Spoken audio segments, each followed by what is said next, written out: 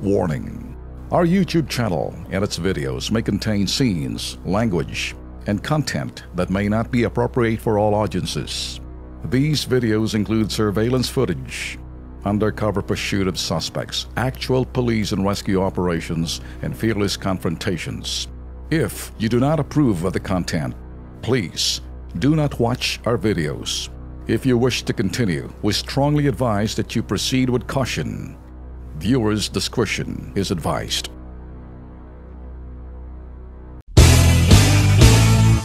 Nasa linya na ho natin si DOH Secretary Francisco Duque.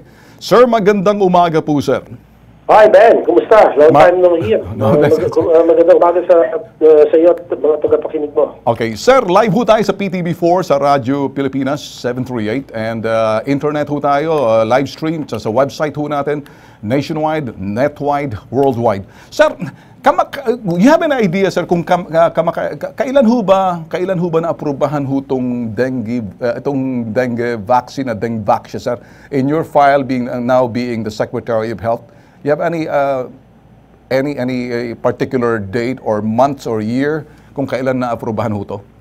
Ang alam ko na aprubahan nito siguro ang una kasing implementation nito was April 2016. So mga 4 or 5 months prior to that, naaprubahan na yung commercial use ng Dengvaxia. So it was approved April 2015? Okay. Mga 2016 siya implement yung vaccination program. Alright. Sir, para sa akin lang, sir, alam ko naman, sir, nasunod kaya rito yung sinasabing medical trials and medical protocols. In your way, kasi kayo ho'y eksperto rin, doktor ho kayo, no? Nasubukan ho ba yung sinasabing yung protocols, nasunod ho ba? Well, yun ang atin nililipaso ngayon. We are reviewing all of these protocols and see if there had been any negligence or failure to disclose material information or important information with regard to the possibility of a severe dengue infection arising from the immunization of children who never had any dengue infection in the past. All right. Sir, this is another question importante kasi ayaw ho natin magpanic yung publiko, no? We're not in the business of bandwagon na parang magkaroon ng panic, hysteria ho yung populasyon, pero naniniwala lang po ako na where there's corruption, there must be accountability. Now, I'm saying this in the basis of presumption, but then again, dito ho sa pag-approve ho nila, nagkaroon ho ba ng public hearing or transparency in informing the greater population about the possibility na maglalabas ng or public bidding or hearing, any sort like that, na talagang sinusunod ho yan, proseso na yan? Yung iba dyan, sinunod. Pero yung mga iba, hindi malinaw kung nasunod. For example, yung sa Bids and Awards Committee ng DOH, mukhang sinunod naman yung batas. Kasi may batas dyan, yung procurement law. Pero sir, doon sa transparency of public hearing muna about the possibility of getting this in the interest of the greater good of the population and the urgency, yun hong gusto namin makita kasi wala ho akong idea o wala ho kaming idea sa media na inilabas ho nila there's such a dengue vaccine that's called Dengvaxia ng mga panahon ho yun eh. There were enough lead time to inform the public.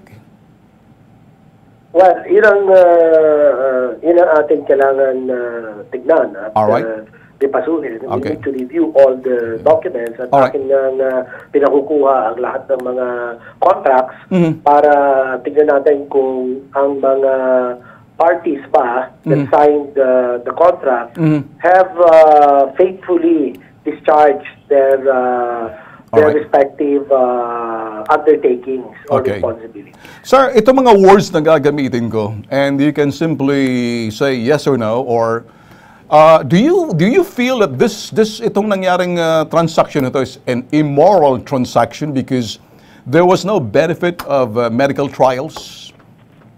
Well, hindi natin masabi na walang benefit. Ang sinasabi ng Sanofi, meron silang medical trial pero hindi yata na kumpleto. Alright. So, titingnan muna natin yon kung ano ba ibig sabihin nila na unang-una, gano'ng katagal nila ginawa yung medical trial. Yeah. Diba? Well, gusto mo malaman. okay. Diba? Number two, nakumpleto ba yung medical trial? Yes. Kasi material dito, kung hindi nakumpleto yung medical trial, tapos pinilabas na kaagad yung produkto, may pananagutan. Yun, sir.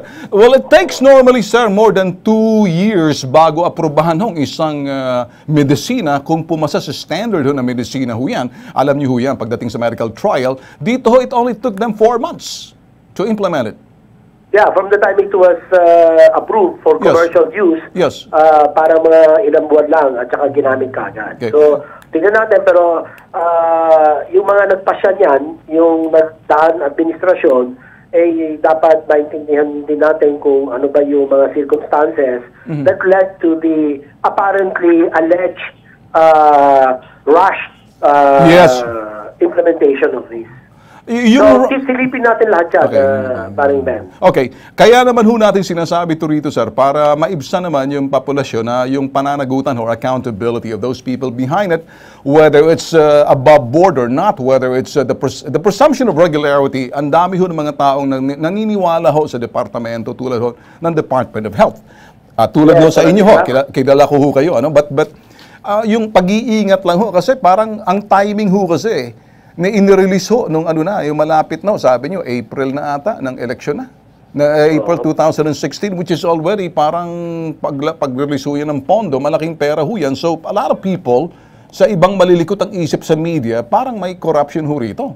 Magkano ho sa 3.5 million hong vaccine na release ho yan, na parang pinatigil nyo ho ata na kumpleto ho ba yung... Pinatigil na natin. Okay. Kasi bunsod ng advisory na galing mismo sa Sanofi, kailangan patigil ito at tignan kung ano ba yung ibig sabihin ng kanilang sinasabing severe dengue disease or infection. Okay. Mabuti pa ho, naging transparent yung Sanofi na sinabi nyo na para ilantad ho na ito'y pwede lamang para doon sa mga nagka-infection na ho ng dengue. Not for those na hindi pa ho nagka-dengue tapos ginamit na indiscriminately for the greater population. Doon ho naging transparent yung Sanofi ho. What can we do now, sir, bilang isang Secretary of Department Health? How can we the whole sector so na wag mangamba bagkus magtulungan kasi naniniwala ho kami na may mga insurance and liability itong mga malalaking drug company na to, the first and foremost, para doon ho sa sinasabing pananagutan ho nila in the event na hindi ho talaga mga side effect or maaring ang paggamit ho dyan, yung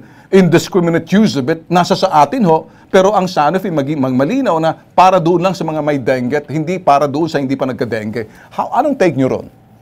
Well, dapat dito, ang ating pag-ipayuhin, Ben, ay ang kalusugan, kaligtasan ng mga kabataan na nabakunahan ng dengue vaccine. Yun ang first and foremost, yun ang paramount consideration natin. Ngayon, para naman maisakatuparan ito, ang mga sumusunod na hakbangin, ang siyang tatahakin ng DOH. Number one, magtatayo tayo ng dengue hotline. At bibigay ko sa iyo yung number mamaya.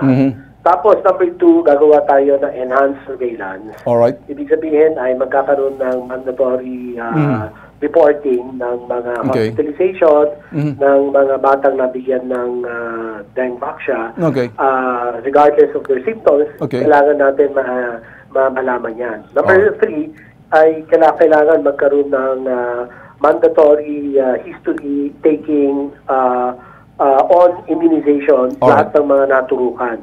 So, syempre, bago mo gawin yan, kailangan makuha mo na muna yung master list. So, sa ngayon, binubuo natin at kinakalap natin yung mga master list mula sa DepEd. Kasi kung naalala mo, this is a school-based immunization program. Against dengue. So, yan ang gagawin natin. At magkakaroon tayo ng 5 years surveillance.